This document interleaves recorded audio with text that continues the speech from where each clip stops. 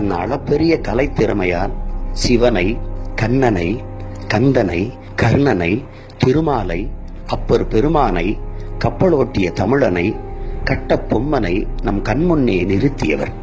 மன்னனுக்கு ஒரு நடை, அண்ணனுக்கு ஒரு நடை, ஏர் உழவனுக்கு ஒரு நடை, பெருங்கிழவனுக்கும் ஒரு நடை, மீனவனுக்கு ஒரு நடை, அன்பு மாணவனுக்கு ஒரு நடை, கல்வனுக்கு ஒரு நடை, கடுங்காவலனுக்கும் ஒரு நடை, கவிஞருக்கு ஒரு நடை, நற்காதலனுக்கு ஒரு நடை என்று தன் தனித்திறன்மிக்க நடிப்பாற்றலால் நாட்டு மக்கள் உள்ளத்திலும் இல்லத்திலும் நீண்ட புகழோடு நிலைத்து வாழ்பவர்.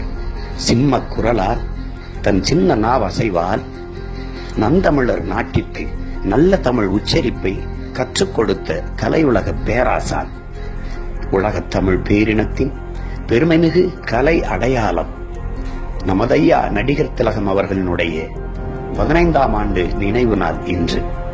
அந்த ஒப்பற்ற கலை உலக மேதைக்கு நம் புகழ் வணக்கத்தை செலுத்துவோம் நாம் தமிழர்.